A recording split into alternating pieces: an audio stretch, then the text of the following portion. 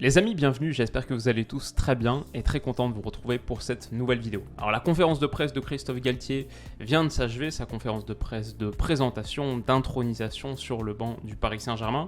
Et j'ai trouvé qu'il y avait des choses intéressantes, j'ai trouvé l'exercice de la conférence de presse relativement réussi, peut-être moins que ce que j'ai lu ici et là, je trouvais un peu tendu.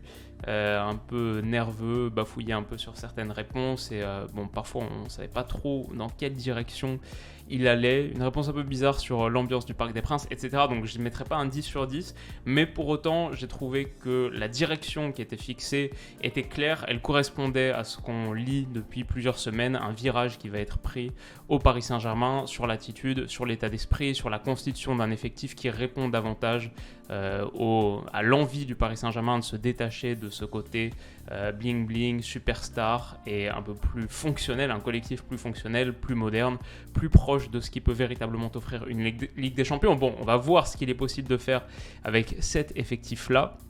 Mais j'ai aimé la direction, j'ai aimé le parti pris assumé de Galtier, pas trop de langue de bois et plusieurs réponses intéressantes sur la dimension technique, sur le terrain, sur comment ce PSG pourrait être aligné, pourrait être construit. Du coup, ça m'a donné envie de faire cette vidéo rapide. Donc là, on est un petit peu sur le cahier de brouillon des vacances. J'ai griffonné un 11 rapide et l'idée, c'est de pouvoir en discuter un petit peu, de s'imaginer à quoi pourrait ressembler ce Paris Saint-Germain-là. Sur les éléments qui ont été donnés de manière très claire, très nette dans la conférence de presse, une défense à 3, on lui a posé la question, plutôt 4-4-2, comment est-ce qu'il voyait les choses ? Lui, son idée, c'est reconduire la défense à 3 de la fin de saison passée. Qu'est-ce qu'il a dit ? C'était l'orientation numéro 1. En tout cas, on l'imagine vraiment partir sur une défense à 3. Ça, c'était clair. Sur le poste de gardien aussi, il a donné des indications. Lui, son idée, c'est pas deux numéro 1. C'est un numéro 1 clair, un numéro 2 clair. Une hiérarchie dès le départ. Et donc, dans cette idée, j'imagine plutôt Donnarumma partir titulaire. Plus de potentiel, une longue carrière devant lui. Navas... Du coup, est-ce qu'il resterait dans ce contexte, avec la Coupe du Monde à jouer avec le Costa Rica dans quelques mois ? À voir, mais voilà, si on parle d'une hiérarchie claire, c'est plutôt dans ce sens-là que je l'imagine. Je ne sais pas à quel point ça reflète les toutes dernières performances, c'est pas forcément certain, mais c'est plus ça que j'imagine. Donc défense à 3, le poste de gardien, ok. On lui a aussi posé la question de l'utilisation de Neymar. Comment est-ce qu'il imaginait la chose ? Neymar qui est sous contrat avec le Paris Saint-Germain jusqu'en 2027, depuis quelques jours, une option qui a été activée. On lui a demandé à quel point est-ce qu'il rentrait et pouvait s'imbriquer dans le projet, dans le nouveau virage que veut prendre le Paris Saint-Germain. Pour Christophe Galtier, Neymar est ce joueur de classe mondiale qu'il faut utiliser, qu'il espère, qu'il souhaite voir sur le terrain dès le début de la saison prochaine. Donc, bon, ça aussi, c'est une question assez majeure. Personnellement, je comprends les envies. Je vois ce qui veut être fait à Paris.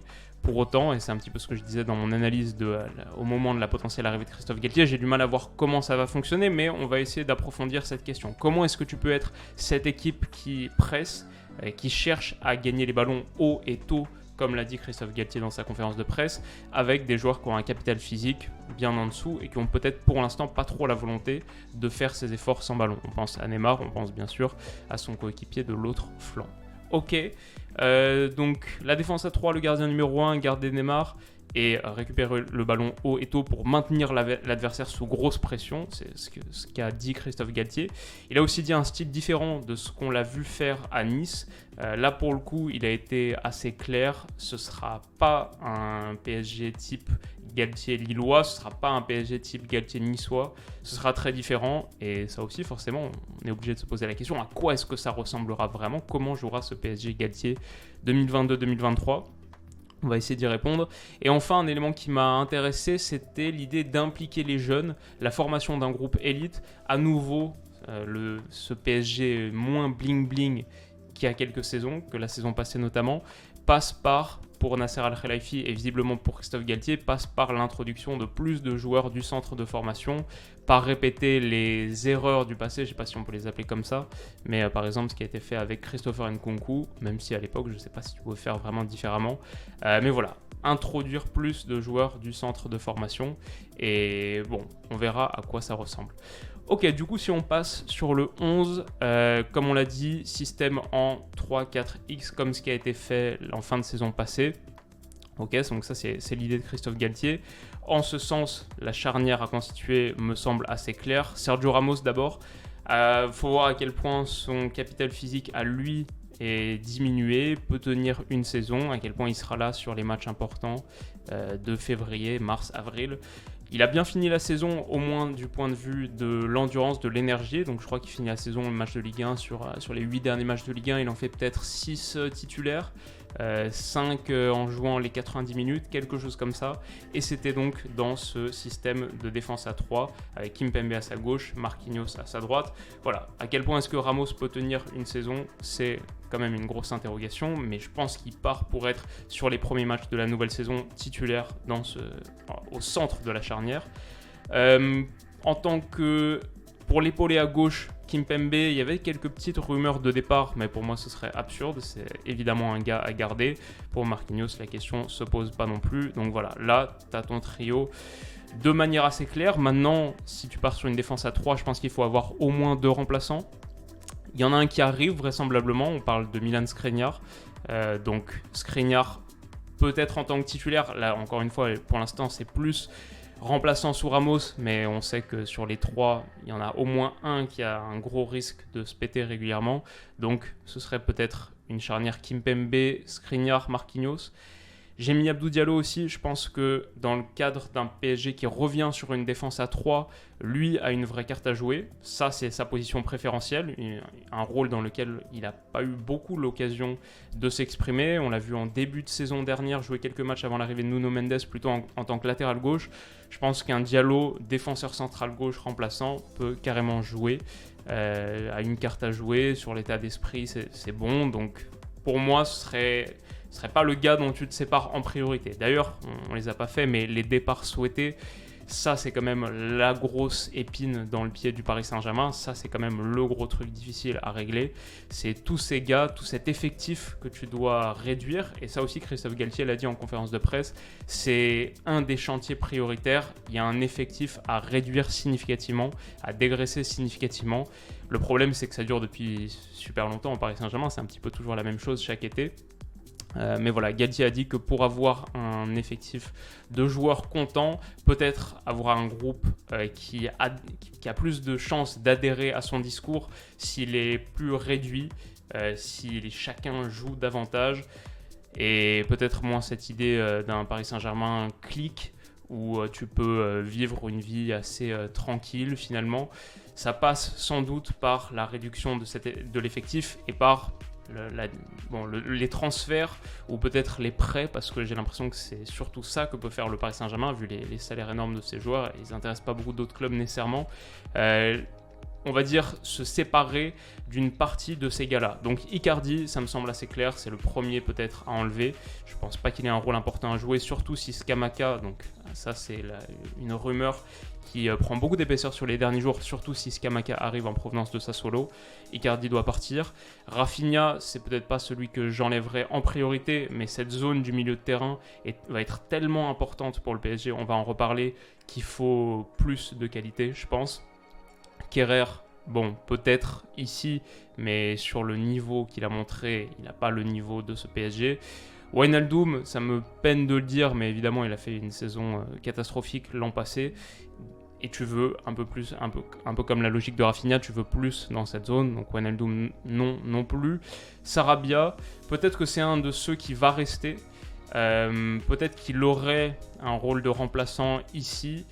Je pense que le PSG doit viser plus et mieux, mais il y aura forcément sur les 8 joueurs qu'on a identifiés ici, et je pense qu'il y en aura au moins 4 qui resteront, peut-être que les 6, 7, 8 resteront, mais lui a plus de chances de rester, mais si c'est possible, je pense qu'il faut viser mieux.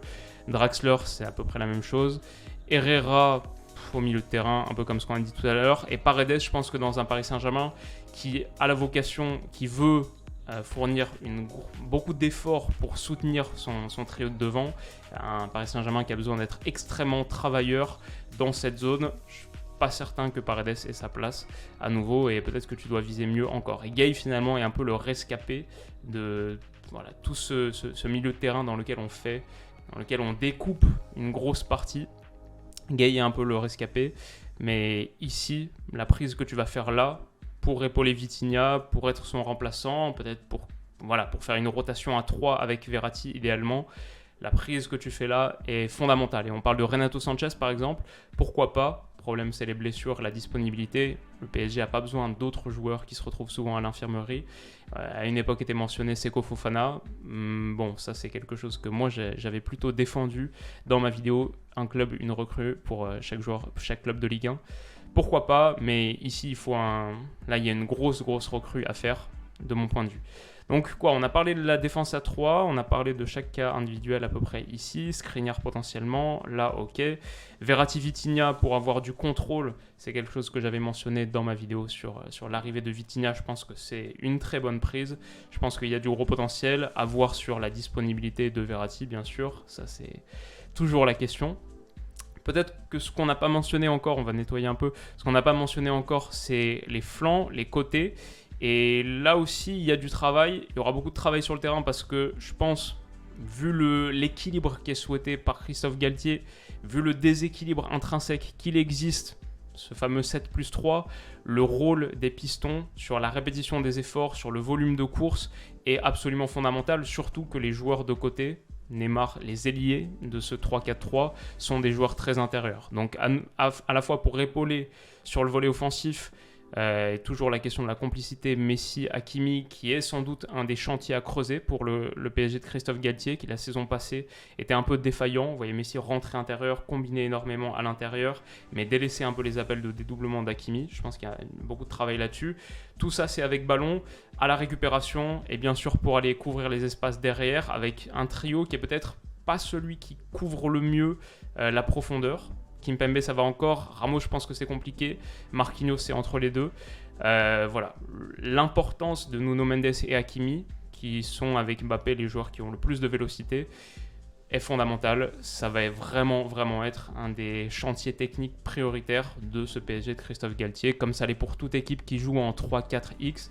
Mais ouais, je pense vraiment que là, il y a des choses très importantes et une grande partie de la compétitivité du Paris Saint-Germain va dépendre de la qualité de la performance, de l'investissement et de la disponibilité de ces deux gars-là, parce que derrière, ça c'est un peu un problème, l'effectif est assez court. Bernat, c'est pas du niveau Nuno Mendes. Abdou Diallo, c'est pas un piston gauche. Donc, si tu recrutes personne ici, il faut vraiment que Mendes soit en capacité de faire 80% des matchs de la saison et tous les matchs importants de février, mars, avril. Très important là. Et à droite, ici, donc il y a sans doute une recrue à faire pour suppléer Hakimi. Bon, Colin Dagba est prêté à Strasbourg, ok, de toute manière, je ne suis pas certain qu'il ait le niveau pour être la potentielle doublure d'Hakimi. Timothée Pembele, que j'avais bien aimé, notamment sur le début de saison dernier à Bordeaux, s'est fait les croisés. En plus, je crois que Bordeaux avait une option d'achat. Bon, je pense pas qu'ils vont l'activer du coup, mais sa situation n'est pas très claire. Et puis, il est indisponible de toute manière jusqu'en septembre-octobre, peut-être même octobre. Donc voilà, ça c'est aussi un problème. Et il y a une recrue à faire là pour que ce Paris Saint-Germain soit plus solide, plus robuste. Et si tu t'arrives à un match sans Hakimi par exemple, il y a une grosse difficulté. Ça demande peut-être une modification de système. Là, tu as une zone de fragilité et de dépendance qui me semble très forte. Donc il y a une grosse recrue à faire ici. Et voilà, je pense que pour la ligne de 4 là, pour le 2+2 ici, on a dit pas mal de choses. Ensuite, la question prioritaire, bien sûr, c'est comment est-ce que tu animes ton secteur offensif, notamment à la perte, pour pouvoir pas trop souffrir, pour pas avoir une équipe qui est trop coupée en deux, le fameux 7+3. Comment est-ce que tu défends avec ces gars-là ? Grosse question, j'ai pas vraiment la réponse. Et c'est sans doute là que le bas risque de blesser pour le PSG de Christophe Galtier. C'est son gros défi, son gros challenge, réussir à faire défendre ces gars-là, les faire adhérer au projet d'une équipe qui est une vraie équipe, pas de 7+3 mais un 11 sur le terrain. Et j'ai pas vraiment d'idée pour le coup. Je vois pas comment Neymar et Messi sont en capacité de fournir l'intensité défensive, l'intensité niveau effort qu'il faut pour défendre. Je vois pas trop. Donc j'imagine que l'idée pour le Paris Saint-Germain, ça va être d'être équilibré en étant déséquilibré sur son approche, c'est-à-dire en ayant un très très fort volume de possession, avoir le moins possible à défendre finalement. Et ça, c'est possible avec ces gars-là. Ça me semble être beaucoup plus intéressant comme pari que celui qui a été fait à une époque en Ligue des Champions, d'être plus bas et de procéder en transition via la vitesse de Kylian Mbappé. Ça me semble plus intéressant parce que Kylian Mbappé, quand il partait, parfois avait du mal à être accompagné vite en transition. Il y avait Messi et Neymar qui arrivaient un peu avec un temps de décalage en mode trailer, mais du coup lui devait ralentir sa progression pour attendre les courses de ses coéquipiers. Et ça me semble plus intéressant d'avoir un fort volume de possession pour être proche du ballon au moment où tu le perds. C'est peut-être là la clé du PSG et comment est-ce que le PSG pourrait se sortir de cette situation difficile niveau pression, niveau intensité sans ballon. Comment est-ce que tu fais pour pouvoir vite récupérer le ballon après l'avoir perdu et pas avoir à encaisser ces courses de transition défensive sur 30-40 mètres qui te font très très mal avec un effectif qui a du mal à couvrir les grandes distances, qui a du mal dans les grands espaces.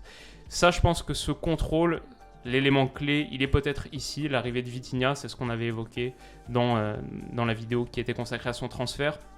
La possibilité d'avoir beaucoup plus de contrôle dans l'entrejeu, peut-être revenir sur un PSG un peu plus à la Laurent Blanc, qui du coup souffre moins à la perte, et avec des joueurs, on peut imaginer si on a 7 joueurs, ces 7-là, qui sont très proches, qui sont tous dans le dernier tiers, avec une forte densité sur les phases de possession, et bah peut-être que la distance par rapport au ballon, la distance par rapport au défenseur est faible au moment où tu perds le ballon et du coup plus facile d'enclencher des phases de contre-pression. Ce qu'on a vu parfois le PSG faire, ce qu'on a vu même parfois Messi faire, Neymar faire, plus rarement, mais quand les distances à couvrir sont relativement faibles, ça va. C'est pas pareil que si tu défends arrêté sur un 6 mètres adverse.